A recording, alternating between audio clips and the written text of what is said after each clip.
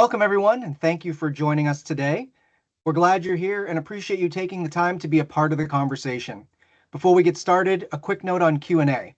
Please use the Q&A function at the bottom of the screen to submit questions throughout the session. When possible, include a bit of context so we can address them clearly and efficiently. Today's discussion is focused on GRC, governance, risk, and compliance, and what it really takes to sustain a GRC program as organizations face increasing regulatory pressure, expanding attack surfaces, and limited internal capacity. This isn't about checklists or point-in-time audits. It's about operating GRC as a continuous business function. For those of you who may be new to Blue Mantis, we are a security-first IT services provider focused on helping organizations reduce risk, meet compliance requirements, and operate more effectively. Everything we do is outcome-driven, from cybersecurity and GRC to cloud infrastructure and managed services. Our goal is simple: help you make technology work better for your business. With that, let's move into today's session. I'm excited to introduce our speakers. First is Jay Martin, Chief Information Security Officer at Blue Mantis. Jay works closely with executives and boards to translate security and compliance risk into clear business decisions. He brings a practical operator's perspective to GRC, especially in regulated environments where evidence and accountability matter. Joining Jay is Don Lenz, Senior Director of Security Transformation and GRC Services. He spends his time in the real world of compliance and not just theory. Together, Jay and Don will walk through what an effective GRC looks like today, where organizations tend to get stuck, and how GRC as a service can shift the burden from scrambling for audits to operating with confidence. With that, Jay, take it away. Thank you so much, Matt. Again, great to be here with you and Don, and I look forward to the session. I mean, GRC to a lot of people is I have to comply with this regulation or this compliance initiative, and we know firsthand because Don and I have run programs like this before for other companies, as well as our own here at Blue Mantis. Me as the CISO, we have SOC 2 attestations we need to do. We have to conform to GDPR, PCI, and so we do a lot of work around NIST, ISO, right, with some of our services that require ISO certification. So that's the day in and day out of it. And kind of the worst part of my job, Don, I remember when we at the beginning of the year we have our yearly updates to our security policies, and you and I are both on the hook to review those. And that's right. And so I remember I had to go through 15 policies, Matt, and I kept telling Don, I said, all right, I'm going to go through these two policies. I'm going to update them, and then I get to have a cup of coffee, and then we go to the next two, and I get to go to the bathroom. So that's typically how a lot of organizations run their governance, risk, and compliance programs. And I don't I know a lot of people look at policies and groan when they do it. So we're here to help in any way, shape, or form. But as Matt mentioned, this is who Blue Mantis is, right? We're here to address the mid-market and enterprise customers to make sure that they're getting the experience they need to from not only a cybersecurity perspective, we're a cyber-first company, but from IT services as well. We're based in North America, primarily up and down the East Coast, but we do branch out over to the Midwest, and we have customers in California and all over globally, as a matter of fact. So we act as your strategic partner through everything you need to do, from whether it's compliance to modernization to managed services. We're here to help. That's right. And Jay and I specifically are focused on cybersecurity efforts and GRC or compliance efforts that assist our customers in being more secure, as well as compliant to the growing number of regulations and security best practices and standards that are out there, which are more important than ever given what's happening in the marketplace from a security standpoint. All right. So what's the compliance reality check here? What are we all up against, right? Especially in this brave new world of AI, right? First and foremost, we have exploding regulatory complexity. Across all different sectors, depending on what sector you're in, you could certainly rattle off all the ones that you have to comply with. We're seeing an increase now, especially with companies doing business with the federal government, DoD in particular, with CMMC, and also with AI, right? The EU AI regulations are pretty stringent, and it raises the bar for all of us here. And it's not only because even if you're not doing business directly with B2B with the EU, you still have to comply because maybe customers you're doing business with have individuals there, right, who might partake in some of your services or use some of your services. So it definitely extends here to the US as well. The other piece is heavier penalties, right? And the regulators are being less tolerant of organizations that really don't meet the compliance initiatives. We see a lot, and we jump in where a company will come and ask us, "Hey, can you help us? We had a business email compromise, or we're responding to a security event or a security incident." A lot of those companies have to go back to their cyber insurance companies to make sure they're covered.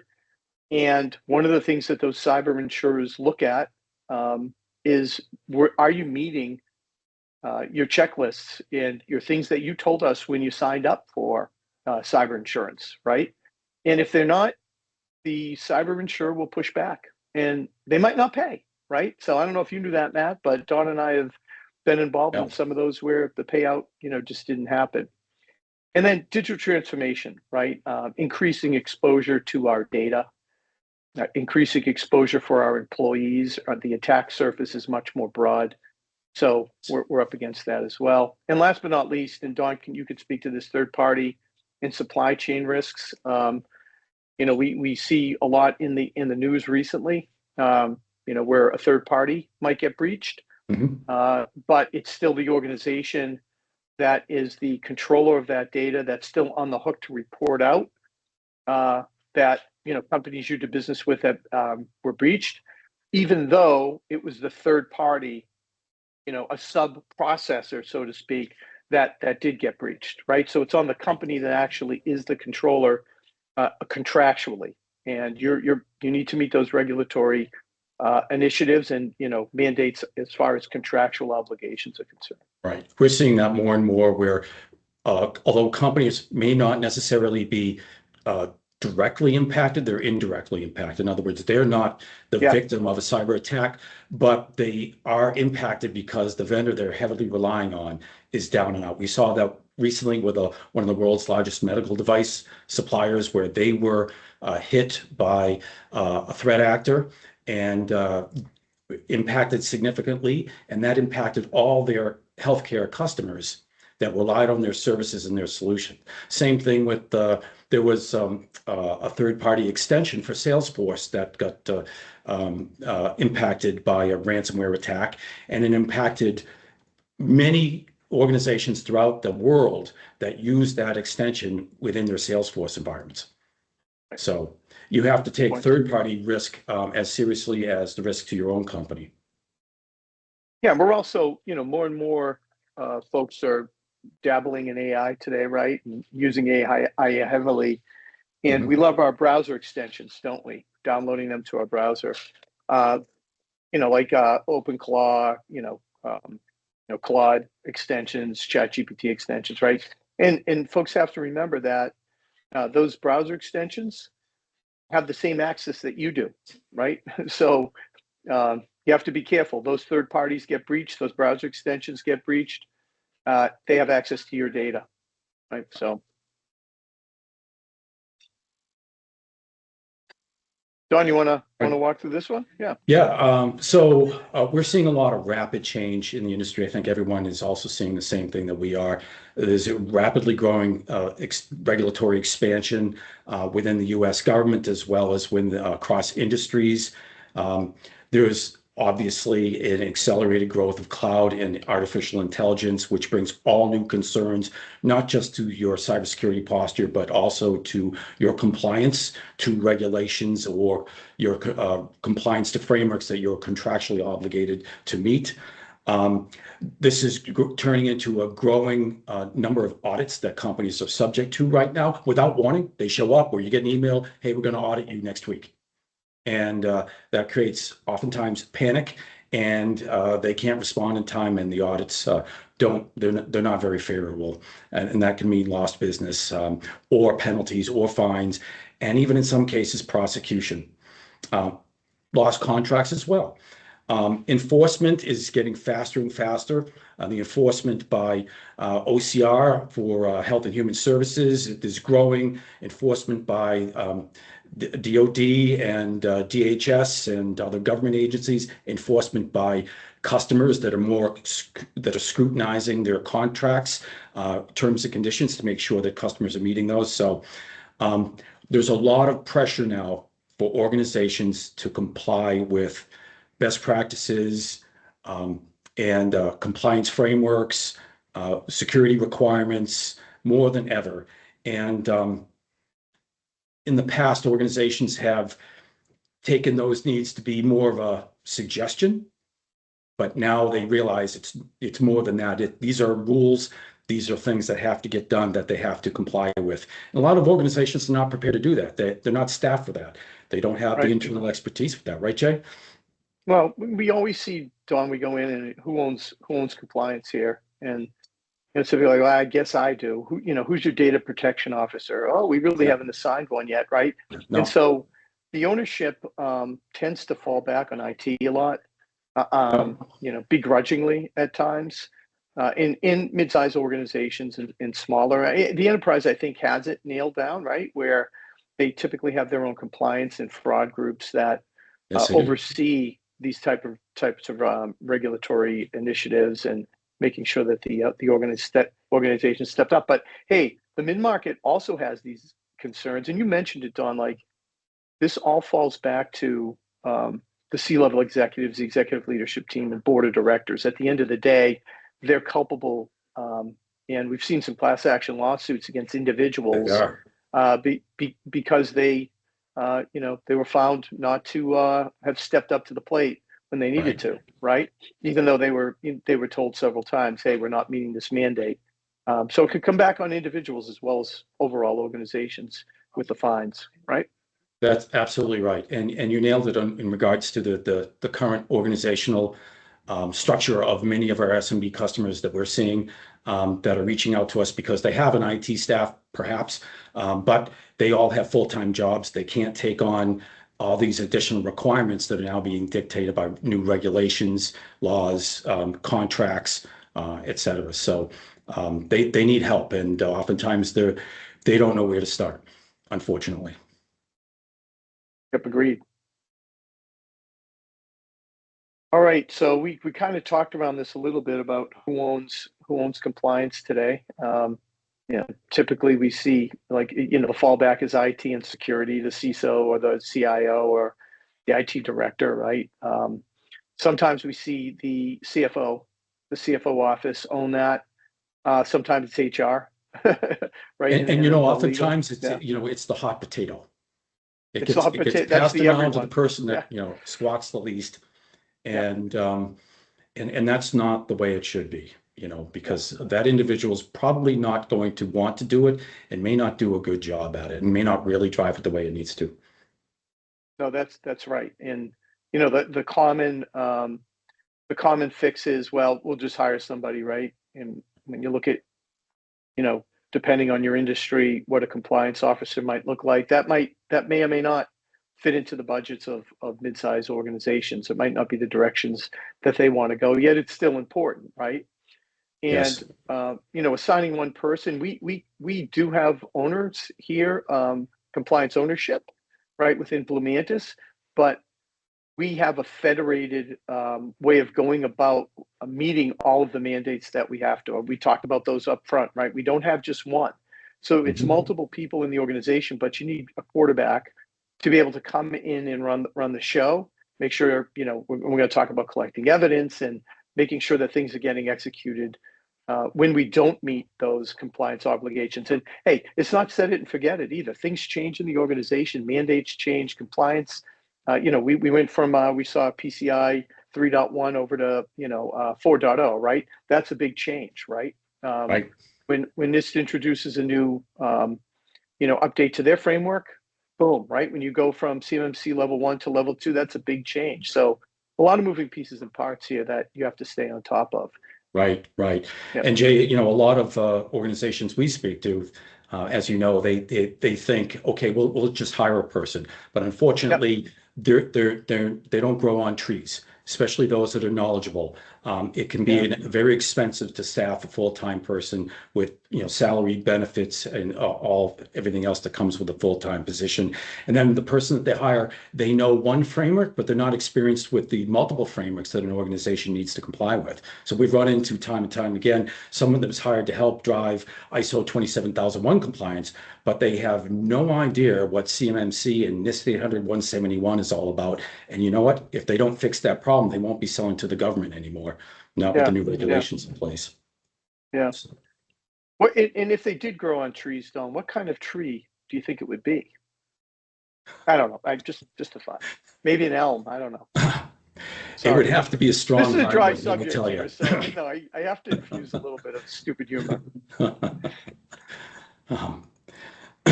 They're more like carrots. You pull them out of the ground. It's dirty though, and you got to wash it. Yeah, that's true.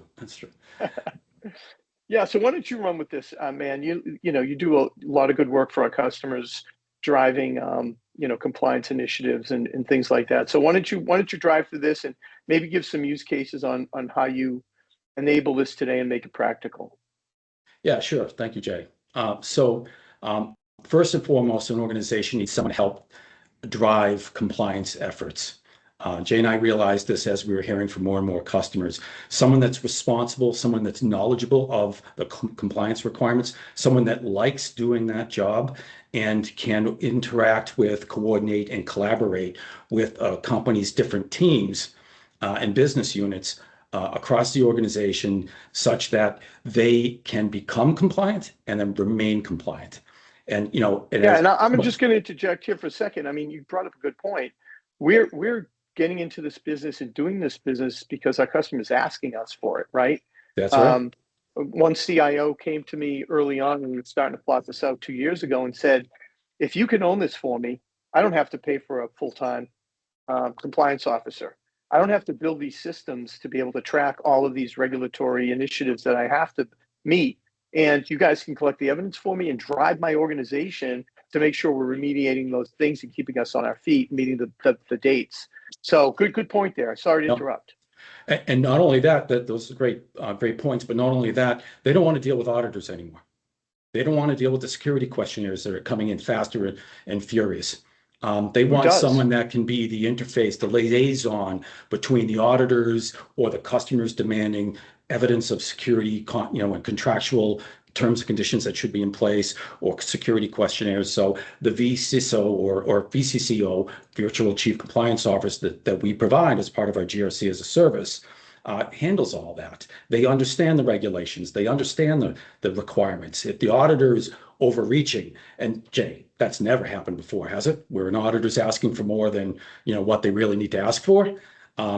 The VCCO says, hey, hold on, we're not going to give you this sensitive information that's confidential to this company. It's classified as restricted. What I can do is I can give you a screenshot. I can give you a table of contents. I can show you a list, whatever, but you're not going to get our entire incident response plan. You're not going to get our insurance policies. You're not going to get our financials. But oftentimes organizations that don't have a person like this, they don't realize what they're obligated to provide and what they are not. So you can kind of think of this as an attorney on retainer, although this person is not an attorney, but they kind of act in a similar way where they're your defense team that can help you through this whole difficult process of being compliant and potentially being audited long-term. Great point. And our service doesn't end there, right? This compliance officer helps drive your governance, creates a strategic GRC plan, roadmaps, direction, educates and trains your organization. That's a key point because a lot of organizations, they don't know what's required for SOC 2 Type 2 or CMMC compliance or the others. So there's a lot of education that this person is there to train you and your staff as to what you really need to do and how you need to do it, what you need to document and what you shouldn't document, etc. We always believe that an organization, especially in IT, should take a risk-based approach to all operations, right? So an organization may not have a risk register. They may not be using that to capture the different risks that are, present, that are in, every organization has risks, and they often know subconsciously and consciously what those are, but they're not often driving those risks to remediation. That's what this person helps to do. And by the way, that, having a risk-based approach and a risk management plan is often required by cyber insurance carriers, as well as your customers and various, a multitude of compliance frameworks. And I'll interject here too, about the risk register. We see, again, back to incident response, companies will come and, we'll go through, we'll bring them back up, we'll do the discovery, we'll do the eradication, right? The containment, the eradication, and then eventually when in the forensics, and when it comes back to working with that cyber insurer, and the forensics indicates, oh, this was a risk, right? Into the organization. Right. They're going to say, did you capture that risk? Did you put the compensating controls in place? And who accepted that risk? Did you transfer that risk? Did you accept it? How did you manage that risk? And when we point to customers, it's like, do you have a risk register? When we first are talking to customers, do you have a risk register? They're like, well, we had one in a spreadsheet, but it's 2 years old and we don't keep it up to date, right? That's the reason why you want to keep it up to date, right? It's right. What happens after something happens, and it will happen. Do you have the evidence? Do you have a risk register you can go back on and say, yeah, we did record that risk. We knew about it. It costs too much to remediate that risk. So we accepted that risk, and that was approved by management. And we did have some compensating controls in place to try to cover. Right. That just doing that, may be enough to stem the class action lawsuits and some of the fines that might come after that. Or the cyber insurer might look at that and say, yeah, we will pay out. We will give you, pay out the policy. Right. Make sense? Yeah. Makes sense. And again, it's typically a requirement of most compliance frameworks, as well as other entities that may want, such as cyber insurance carriers. They want to know that you have you're documented risks and you're tracking that. Because if you're not, then you don't. If you don't know what your risks are, then you're going to get blindsided more than likely. So, and if your board of directors asks, what are our current risks right now? If you don't have an answer that says, well, we're tracking them all, they're all documented, we have plans, remediation plans, then that could be a problem, especially in this day and age. So GRC service provides all this. Go ahead. Yeah. And I was going to say, that's another good point too, right? The whole, how are we tracking risks? How are we tracking KPIs, right? How are we reporting that to the board of directors? How are we reporting that back to the auditors that are coming in, right? And is there a central place where we're consolidating, the risks? How we're meeting these compliance initiatives, right? How well is the organization set up for, third-party risk, vulnerabilities, right? The human threat, right? The phishing and all that. And these are all KPIs. Not only do we report back to the auditors, but to the board, help build these for the board of directors and executive leadership. Right. Very well said. And all this is done under policies that an organization should have developed. So GRC as a service will help you develop a library of policies that you can track and maintain over time that pertain to risk management, change management, access management, on and on and on, while helping you ensure that you're meeting those policies that you may not have actually documented, and that your current GRC posture and cybersecurity posture is as strong as it could be. Yeah, and keeping those policies up to date too, right? The boring stuff, like I talked about at the beginning of the call. Hey guys, I don't mean to interrupt. Yeah. We have a couple questions. Do you want me to hit you with them now, or should we wait till the end? Yeah, Sure. let's do it now. All right, so this one's actually pretty timely, and I got to give a shout out to Dave for saying the quiet part out loud. He said, "We have a risk register nobody actually looks at. How do we fix that, or is that even my problem to deal with?" Well, Jay. I'll start first, right? Dave, Yeah. it depends on your role, right? But it risk register, if you're in IT and in cybersecurity, it's everybody's job to identify risks in the organization, even end users, right? Even business users. They see something, say something, right? Report that back up to the compliance officer. And then, the compliance officer will put it in the risk register and work with the stakeholders in the organization to make sure that risk is being managed. But it's no excuse that, the risk register is not kept up to date, right? Again, That's right. if something does happen, an auditor comes in, something happens in your organization and, lawyers are coming in and turning over, you're turning over evidence. You want to make sure that that risk register is up to date, and it should be, reviewed. I'd say at least quarterly, but we do it weekly, right? We go through all our risks. I think we have a biweekly meeting to make sure that they're being managed, and we're applying compensating controls in place, and then closing those out if we've either transferred the risk, reduced the risk, closed the risk, accepted the risk. We revisit the ones we've accepted. Those become longer term things we look at and say, should we still be accepting that? Is the fix we put in place, a temporary fix, still valid, right? Can we fix this long term? That kind of thing, right? Retiring systems, legacy systems, we all know we have them. Right. Are we marking those in the risk register? And are we eventually retiring that risk once those legacy systems are actually turned off and decommissioned?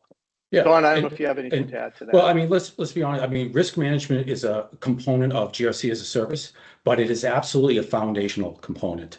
When you're at the stage where you're putting together roadmaps, strategies, budgets, the risk register, or whatever you want to call it, that's, all those risks need to be incorporated into those plans. First and foremost, you need to address risks in order to remain, in order to safeguard your organization and the data that you need to protect. So, yeah. So it's a great question. And email is no risk management. You can't manage risk through email, or hallway conversations. So one of the capabilities that GRC as a service provides is, the collection, processing, maintenance, and management of the organization's risk, where you always are able to draw from that during your planning and maybe even weekly IT meetings or board meetings, what have you. Yeah, the email thing, you bring up a good point. If any of the companies are listening have retention policies, your emails go bye-bye, so that evidence is gone, right? You want to capture that in your risk register, whether that's, I know a lot of you doing it in spreadsheets today. Good enough, right? Yeah. GRC is a service that we bring to bear, tracks it in a real system for you, that you have visibility to. Gives you nice reports right out of the box, right with the provides some really good KPIs, and obviously, we're here to help you manage those risks in your organization as you go. And then the POAM, that's the other thing I was going to bring up, right, Don? The plan of action and milestones that comes out of that risk register, and that POAM's there to drive within your organization. So the compliance officer not only captures the risks, but that compliance officer also is there to drive the remediation through the POAM, right? And so that's just another thing that we bring to bear here with the service. Yeah, that's right. That's awesome. We have one more. I'm going to redact the name so we don't give anything away here, but it seems this person just recently joined a company where the CISO insists he owns compliance, but may be ill-equipped to do so. This person is in a position to make some recommendations, and they just said, how do you walk into this? I presume GRC as a service without it becoming a turf war? I can take that. So we run into this quite frequently where the CISO has responsibilities, whether it's documented, compliance responsibilities, whether it's documented in their job description or simply thrust upon them.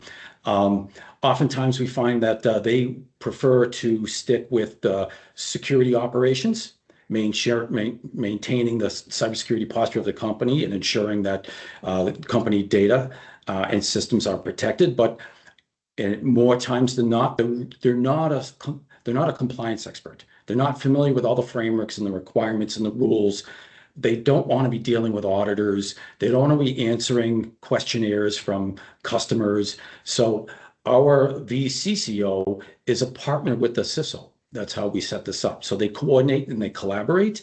And what ends up happening is a great bond occurs between the two where they can work together to solve both problems, security issues and compliance issues together.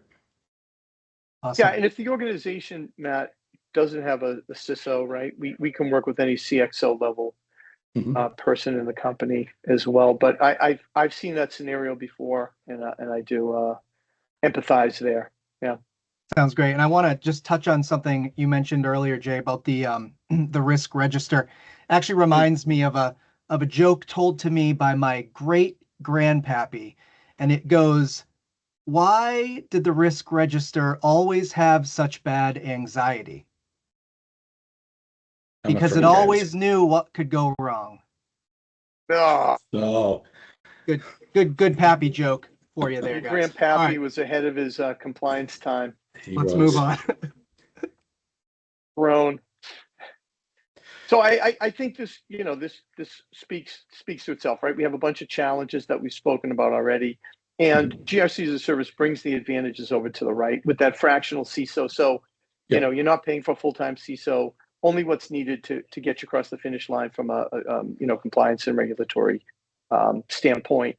And even if you don't have mandates that you have to meet in your vertical, the COO can still come in. GRC as a service is still an advantage, right? To help get your arms around your security program overall. And then we have a GRC platform that replaces the manual chaos in the spreadsheets and the emails, continuous monitoring of that, so you're always audit ready, and then reduces risk in real time, and then helps you with the business resilience program that you have in place today, whether that's business continuity planning, updating your BIAs, disaster recovery, right? COOP plans, continuity of operations plans, and so on. Exactly. Yep. Go ahead, Don. All right. So our methodology is to, first and foremost, with GRC as a service, reduce your risk that you currently have, identify all the risks, rate them, identify mitigation procedures, and some of those risks may be due to third parties that provide strategic and critical services to you, but could be impacted by some type of disruption in that, and you're further down the chain and also then impacted as well. GRC as a service provides a level of governance. The VCCO, or Virtual Compliance Officer, will own your program end to end, provide you with a strategic plan and roadmaps to get you to where you need to be. It helps with policy creation and documentation, review, and lifecycle management of those policies. Business resilience, Jay, you just mentioned business resilience, so you're ahead of your time and ahead of your slide. The business resilience is a lot, right? It's backup, it's disaster recovery, it's business impact analysis, it's business continuity plans. So a lot of different things. And oftentimes all those things are required by a compliance framework. So GRC as a service can help you establish those things and ensure that they are being updated and are actually accurate and worth the paper that they're printed on. And then of course, compliance, organizations call us up because they are forced to be compliant to a cybersecurity framework like the NIST cybersecurity framework, NIST CSF, or HIPAA, PCI, for payment cards, CMMC for working with the government, ISO 27001, which is more globally recognized, SOC 2 Type 2 for service organizations, and more. So organizations are really now realizing that these frameworks are more than just guidelines. They're more than just suggestions. These are things that they have to establish within their organization, Yeah, especially as they mature. yeah, it's blocking and tackling, right? It's basic security, hygiene, and builds a strong security program and compliance program. Right. Right. I don't know what the next slide brings, Don. You might want to go to that next one. But one of the things I did want to mention, and here's some of the frameworks here on the left-hand side, Right. and there's more. One of the things I want to mention is just a use case. We had a customer come to us a couple of years ago, and they have an enclave in AWS. They needed it, PCI compliant. We helped them move from PCI 3.1, I believe, or 3.2 to 4.0. To 4.0. Yep. 4.0, right? We managed that whole environment for them. What did that mean? That meant, a fractional COO was assigned. We scanned their environment for PCI under the PCI guidelines with a certified scanning vendor, right? That we have that we use within our managed vulnerability program. And if we found something, we remediated those issues in their AWS environment. So we had access on their behalf. We ran it through their change management program, opened up a change, remediated it, did the testing, backup plans, right? The whole thing for them. And then we worked with them when it came time for the QSA to come in. That's the auditor on the PCI side. To get them over the finish line there, and we work directly with that QSA. So it's a great program, and if you're in the PCI world, highly recommend it. But we do all these frameworks and all these regulations on the left-hand side. That's right. Well said. One of the other things that we also utilize while driving an organization's compliance is we put together a compliance calendar, because as those of you that are familiar with compliance frameworks, there are things that you need to do throughout the year to remain compliant. And if you don't do those things, then you're no longer compliant. And a compliance certification or an attestation is not like a high school diploma, where you keep it to the grave, right? You have to assert that you're continuing to be compliant year after year after year. And that means that someone needs to drive all these things that have to be done, like security awareness training or phishing campaigns, or endpoint protection needs to be across, background checks, and the list goes on and on and on. And a lot of organizations don't realize this. Sometimes they do some of these things, they go through their first audit, they may get a SOC 2 attestation, but then it gets dropped. And then the next time the audit comes back, they have retreated so far that they don't get that attestation, at least not one that they wish to publicly disclose, because there's so many findings. So and the other one, policy renewals, right? Annual policy updates, and third-party risk always requires constant care and feeding, right? That third-party supply chain, and onboarding third parties, reviewing the third parties. You don't just onboard them and forget it, right, Don? Right. That's right. Yeah. That's right. Now, one of the things I want to mention here, and it's obvious by the title here, we don't use, this is not a manual process for us when we're providing the service. We use we're not using spreadsheets. We're not managing through email or phone calls. We're using a very sophisticated GRC platform. It's a cloud-based SaaS platform that not only provides all the controls and objectives and the requirements for whatever compliance framework you need to meet, but it's a platform that allows for storage of evidence, to-dos, risk registers, compliance calendar, all measures and manners of functionality that make the process of being compliant a lot more efficient, and give you 100% visibility into where you currently are, showing you exactly what your deficiencies and gaps lie. So it's a powerful tool that we bring to bear. A lot of organizations don't have this, and if they're looking at one, it's often cost prohibitive, because many of them can be extremely costly and extremely complicated, and they don't want to take on yet another learning curve. They're not even familiar with compliance, forget about learning a sophisticated and complicated tool. So we bring this in and we teach how the platform works, and we use it to ensure that their road to compliance is as short as possible. Awesome. Hey, listen, we have questions stacking up. So I know we can only get to a couple. I just want to throw out there right now that if people want to keep asking and we don't get to them, um, I'll raise my hand to reply to these offline and pull in either you, Jay, or you, Don, depending on the type of question. But this one actually was from a minute ago, but it is pretty timely. Scott is saying that they've got a SOC 2 being pushed by a customer and CMMC from a federal deal at the same time. Where do you even start? I can take that. So where do we even start? Well, as part of our onboarding process, we determine what they need to be compliant to. Oftentimes it's more than just one framework. Yeah, it can be SOC 2 and it could be CMMC.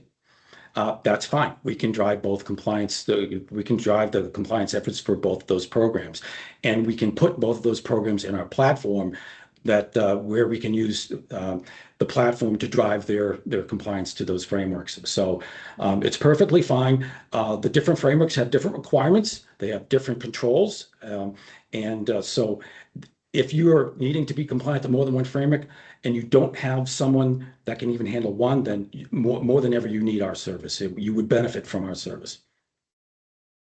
Awesome. Yeah, and sometimes there's overlapping, controls within these, right? And the power within our platform allows us to not ask the same question 3 times because you're going, using 3 different compliance initiatives. That's right. Good right. point. So we map those across any compliance, like SOC 2, NIST, PCI, right? There's some common ones there, and you answer it once, and it shows up in all the others, right? That's right. As a risk. So just FYI that there's a lot of automation and AI on the back end helping us with this. So you don't go it alone.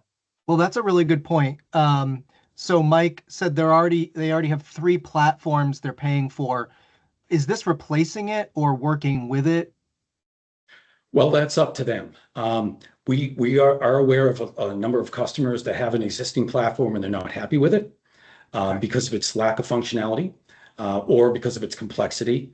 And more times than not, because of the annual recurring cost, which can be very steep, especially for an SMB organization. So our platform is feature rich, very robust, serves all the capabilities that you would, and has all the capabilities you would need to be compliant to all the different types of compliance frameworks. And it's very, very cost effective.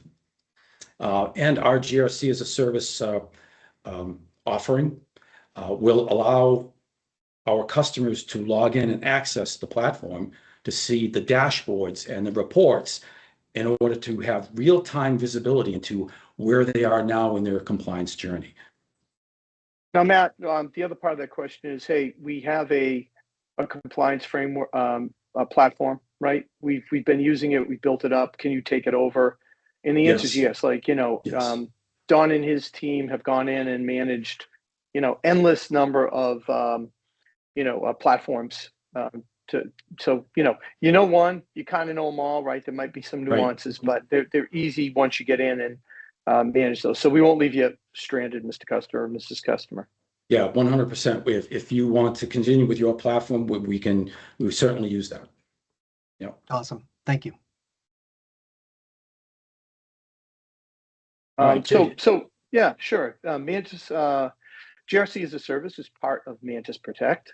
Mantis Protect is our framework for getting our customers from wherever they are, meeting our customers wherever they are within their cybersecurity program, right? And it typically starts with foundational baseline protection, and you see those here. And most of our customers are doing these blocking and tackling things at the foundation level today, Matt.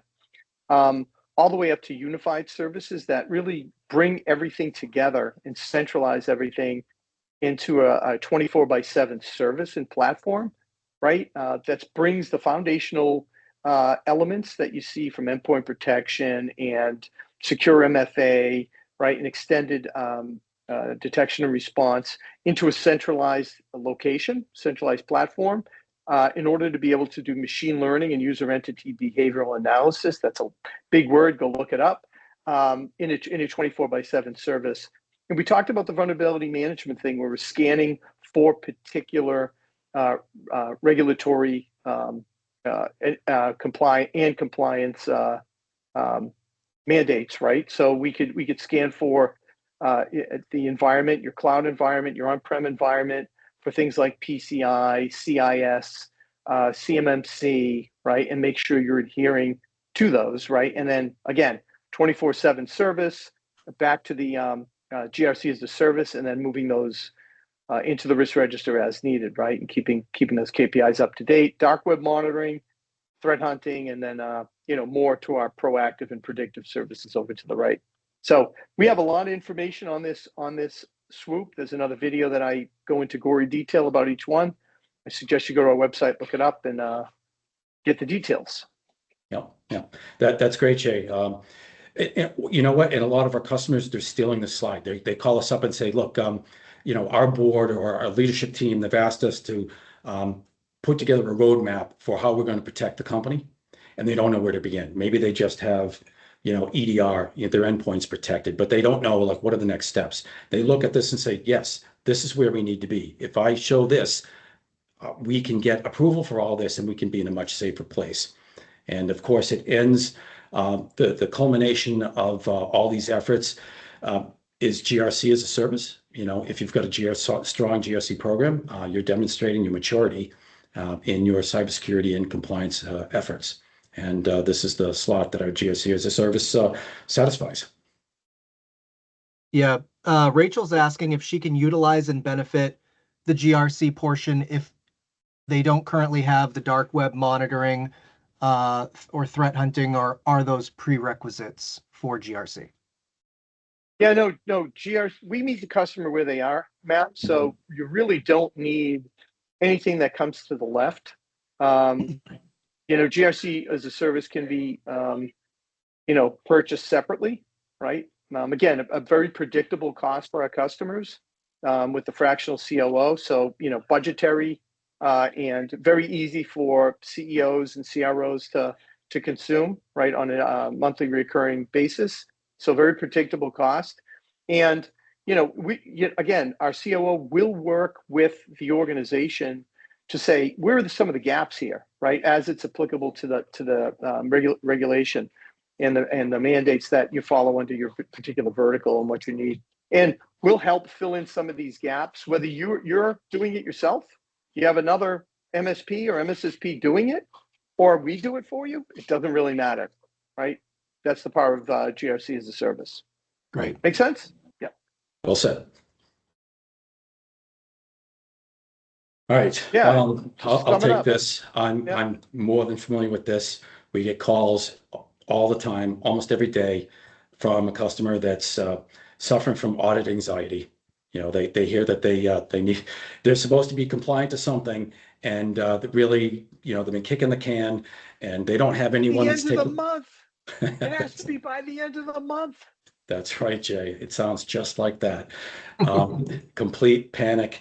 And so we come to the rescue like the cavalry. Our GRC as a service can put in all the things that you need to have, all the pieces in place, such that you can actually achieve compliance and satisfy an auditor who may not have your best interest at heart. We serve as your counsel, and we'll be your liaison between the auditor and or the very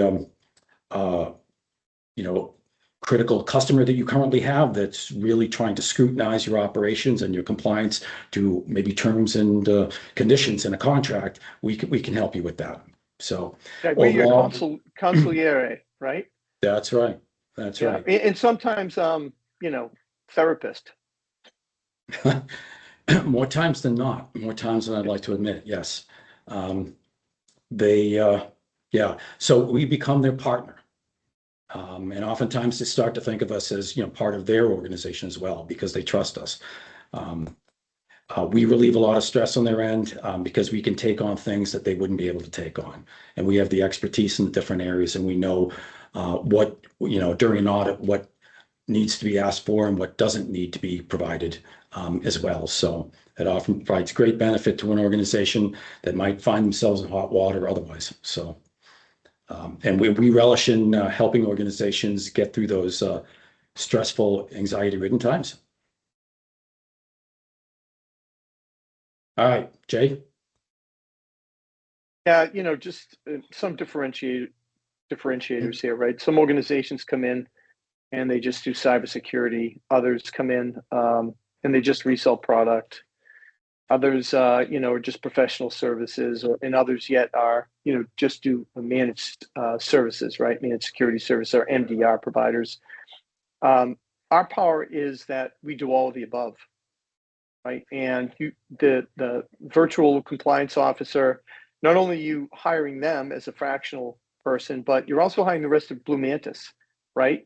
You don't get one person, right? You're hiring the whole company to help you get over the again the threshold with these potential potential compliance initiatives where you have to actually remediate things, right? So we have professional services that can come in and help. We can manage this long term for you. If it's a technology you need to bring, we could sell that to you, right? So we are your true full suite partner. And some of these icons on the right, less than 2% churn. That's not throughout all 2024. That's right up to 2026 right now. So, a couple of differentiators here to show you, why Blue Mantis. Yeah, exactly. Oftentimes customers will tell me that we like Blue Mantis because you're not a one-trick pony. Yeah. You've got networking services we need. We need help with our cloud. We need to modernize our infrastructure and technology, on and on. Oh, and yeah, we need We're implementing cybersecurity help. AI. Yeah, we're And now implementing AI. AI, and we need to do data security and the BI, right? Business intelligence. Yeah. And So ServiceNow help, right? ServiceNow help, Salesforce help, all kinds of help with SASE solutions, zero trust solutions. So instead of them working with 5 to 10 different organizations, they work with a one cohesive organization that has all these different capabilities and practices, experts in the field, and GRC as a service, just landing the plane here, can help you pull together experts from all the different areas within Blue Mantis, because you have probably more needs than just GRC and compliance. Right, Matt, take us out. You got it. Jay, thank you so much. Don, thank you so much. We have so many questions here. We're going to follow up with each and every one of these. I'm gonna own that. The next step for everyone here, please follow us on LinkedIn. We share every single day best practices, things to help improve your business, industry news, whatever we think is important to you all. Go follow us there. Search for Blue Mantis on LinkedIn. My name is Matt St. Jean. We have Jay Martin. We have Don Lenz. We appreciate you all so much. Thank you, and we look forward to the next one. Hope to hear from you soon. Hope to hear from you soon. Take care. Bye-bye.